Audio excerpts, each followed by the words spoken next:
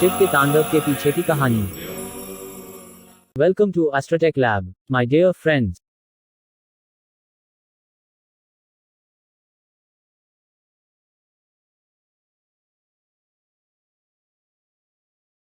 एक समय की बात है जब एक बार सारी मोहमाया त्याग कर वनों में निवास करने वाले साधुओं को अपने तपोबल पर अहंकार हो गया और सभी साधु मनुष्यों को तुच्छ जीव मानने लगे।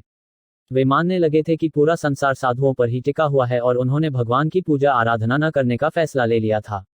ये सब देखकर कैलाश में विराजमान भगवान शिव को उन साधुओं का घमंड तोड़ने के लिए एक युक्ति सूझी।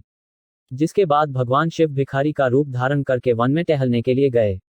जब वे साधुओं के निवास स्थान से गुजरे तो उन्होंने देखा कि अनेक ऋषि अपनी अपनी पत्नियों के साथ हवन एवं साधना कर रहे थे। भगवान शंकर और माता पार्वती भिक्षुक के वेश में वहां पधारे, जिससे सभी स्त्रियां उन्हें प्रणाम करने के लिए यज्ञ छोड़कर उठ गई।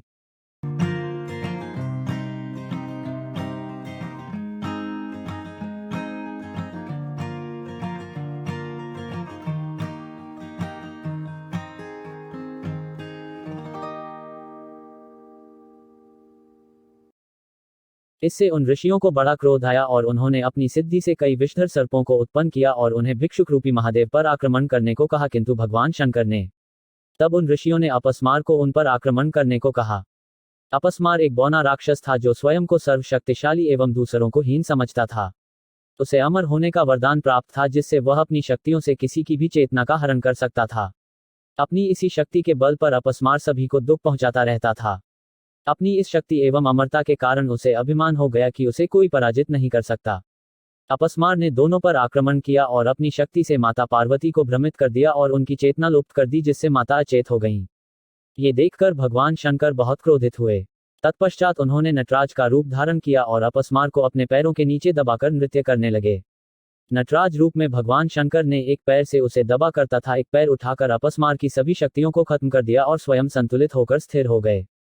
आगे चलकर उनकी यही मुद्रा अंजलि मुद्रा कहलाई।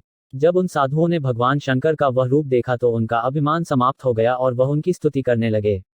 तो इस प्रकार अपस्मार को अपने पैरों के नीचे दबाए अभय मुद्रा में भगवान शंकर का नटराज स्वरूप हमें यह शिक्षा देता है कि यदि हम चाहें तो अपने किसी भी दोष को स्वयं संतुलित कर उसका दलन कर सकते हैं। महादेव का नटराज स्वरूप पाप के दलन का प्रतीक है और उसके साथ साथ आत्मसंयम एवं इच्छा शक्ति का भी प्रतीक है। I hope today's information helps upgrade your knowledge with Astrotech Lab. Please subscribe, like, share or don't forget to click on bell icon for next alert. See you soon in next session. Thank you.